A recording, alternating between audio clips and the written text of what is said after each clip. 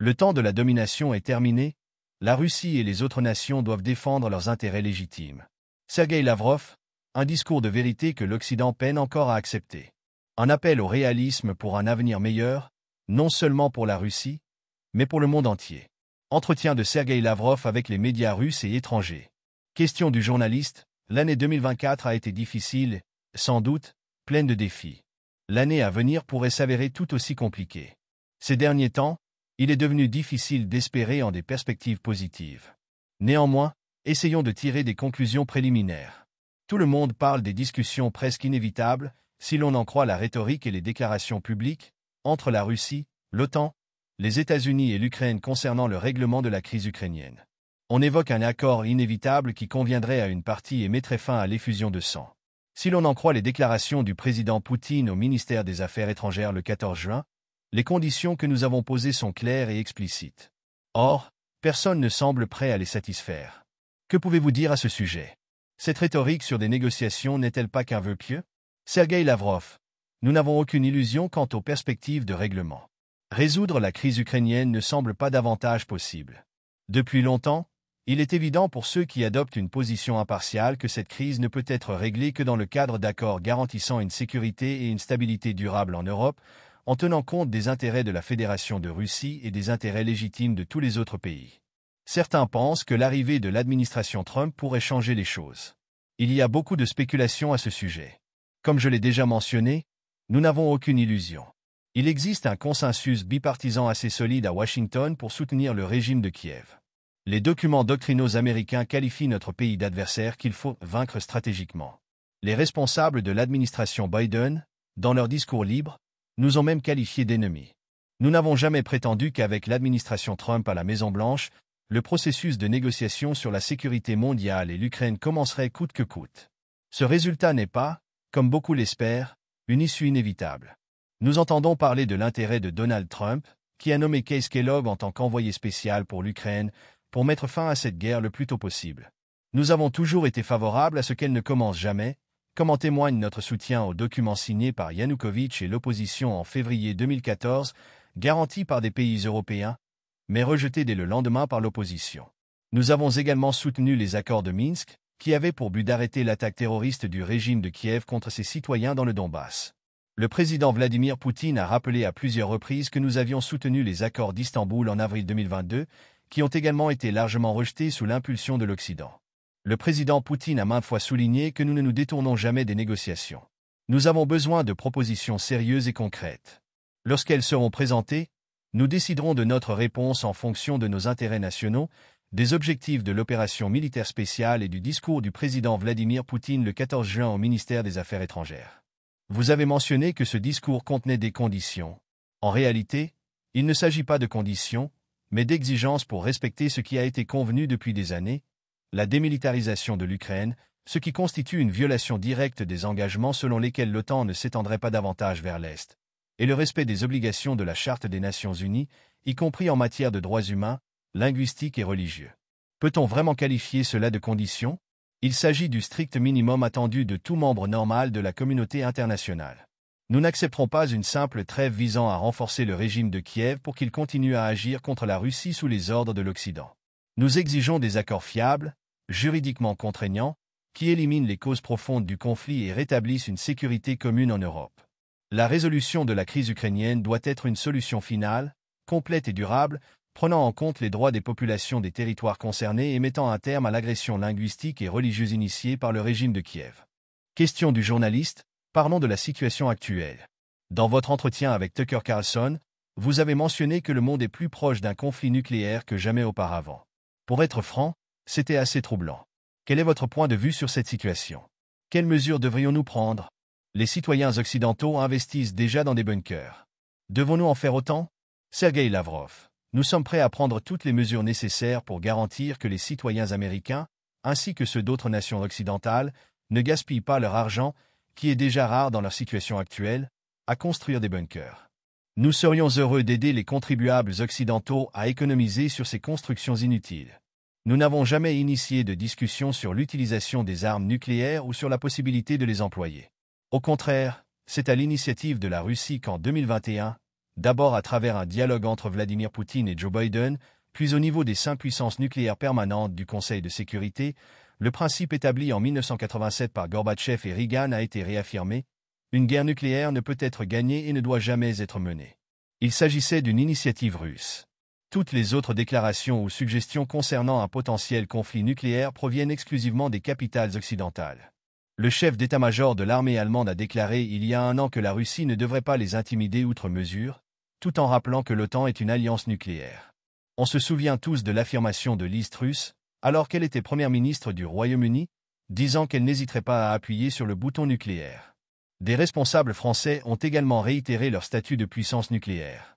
Récemment, des généraux du Pentagone ont ouvertement discuté de la possibilité de frappes nucléaires limitées contre la Fédération de Russie, avec l'intention affichée de sortir vainqueur d'un tel échange. Nous avons directement interrogé ces responsables, puis c'était un général qui avait fait cette déclaration, pour comprendre le sens de leurs propos. Leur réponse n'était guère satisfaisante.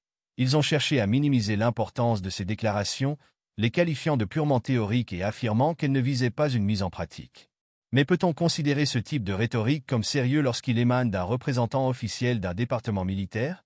Quoi qu'il en soit, nous ne sommes pas intéressés à intensifier le débat sur les risques liés à l'utilisation des armes nucléaires. Nous restons fermement attachés au principe que j'ai mentionné, il ne peut y avoir de vainqueur dans une guerre nucléaire. Le président Vladimir Poutine l'a répété à de nombreuses reprises. Néanmoins, je déconseillerais de tester notre patience et notre détermination à défendre nos intérêts nationaux légitimes par tous les moyens nécessaires. Vladimir Poutine a déjà détaillé ce point lors de la Direct Line et dans d'autres interventions précédentes. Nous espérons que ceux qui ont des oreilles écouteront et que ceux qui ont de l'esprit comprendront. Question du journaliste, si possible, parlons du Premier ministre de Slovaquie, Robert Fico. Je suis pleinement conscient que les discussions se sont tenues à huis clos, sans détails disponibles. Pas de conférence de presse ni de déclaration aux médias. Pouvez-vous partager quelque chose avec nos téléspectateurs? Au moins une information?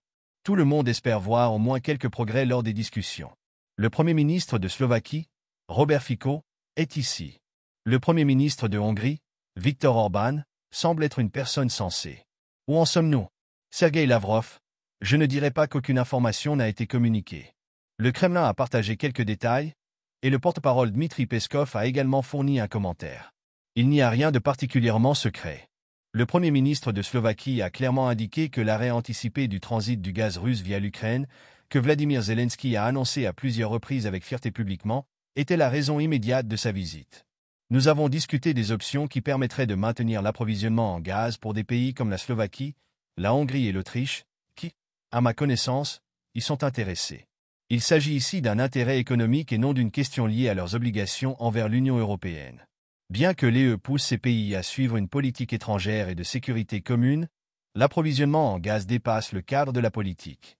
Cela concerne la garantie de conditions normales pendant l'hiver, afin que les ménages, les entreprises manufacturières et les secteurs sociaux puissent fonctionner correctement. Les actions de Vladimir Zelensky créent des problèmes spécifiques pour les pays européens. Beaucoup, en Europe, proclament fièrement qu'il faut éliminer la dépendance vis-à-vis de la Russie. Vous vous souvenez peut-être qu'Ursula von der Leyen, présidente de la Commission européenne, avait affirmé que le gaz naturel liquéfié américain coûtait moins cher à l'Allemagne que le gaz russe. Lorsqu'un journaliste lui a demandé de préciser ces chiffres, puisqu'en réalité c'est tout le contraire et cela représente un fardeau supplémentaire pour l'économie, elle a répondu que le gaz américain était meilleur et moins cher en termes politiques. Cela montre la volonté et la capacité de suivre les ordres provenant de ce qu'on pourrait appeler l'éléphant, qui jusqu'ici est resté immobile, tandis que elle, Anne, démocrate, court toujours à Washington et à New York. Cependant, les éléphants républicains vont bientôt entrer en scène, et nous verrons comment les caniches se repositionneront. Concernant le gaz, Vladimir Zelensky a récemment insulté la Slovaquie, la Hongrie et d'autres figures politiques sensées lors d'une interview. Lorsqu'on lui a demandé pourquoi il n'approuvait pas le transit, alors que la Slovaquie peut acheter du gaz directement à la frontière russo-ukrainienne, qui deviendrait alors du gaz slovaque ou hongrois, il a répondu que même dans ce cas, il finirait par payer la Russie pour le gaz, finançant ainsi la guerre. Il a suggéré que si le gaz devenait slovaque et qu'il s'abstenait de payer la Russie jusqu'à la fin de la guerre, alors cela pourrait être envisagé. La façon dont fonctionne l'esprit de cette personne échappe aux gens normaux. Je pense qu'il n'est pas nécessaire de commenter toutes les déclarations de Zelensky, surtout qu'elles varient en fonction de son état. Permettez-moi de partager l'une de ses récentes perles. Il y a quelques semaines, Lorsqu'on lui a demandé ce que la Russie devait faire pour résoudre la crise, il a publiquement répondu qu'elle devait aller se faire foutre. Quelques questions plus tard, lors de la même interview, il a proposé d'inviter la Russie à un forum après le forum de Burgenstock, une fois leur ultimatum finalisé, et de le transmettre à la Russie.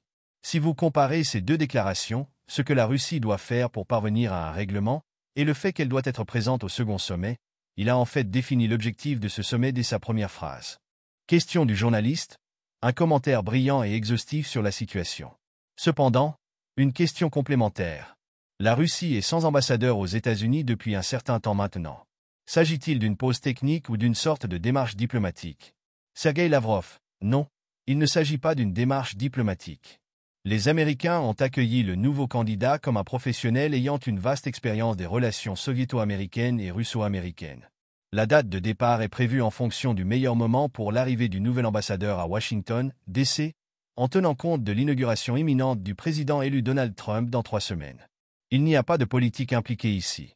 Question du journaliste, sur une note plus légère, avez-vous eu l'occasion de décorer votre sapin de Noël? Ressentez-vous l'ambiance des fêtes? Sergueï Lavrov, l'ambiance est combative, car lâcher la vigilance pendant les fêtes de fin d'année n'est pas une option. Certains politiciens et analystes sérieux ne négligeant pas la possibilité de provocation de la part des nationalistes de Kiev et de leurs soutiens occidentaux pendant les vacances de fin d'année et Noël orthodoxe. Nous allons observer cette période tout en menant une analyse vigilante et active des développements en cours. Juste après cette interview, je me rends au sapin dans le hall du ministère. C'est le sapin des souhaits, et mes adjoints et moi participons activement à cette noble initiative. Partagez cette vidéo et n'hésitez pas à laisser vos commentaires.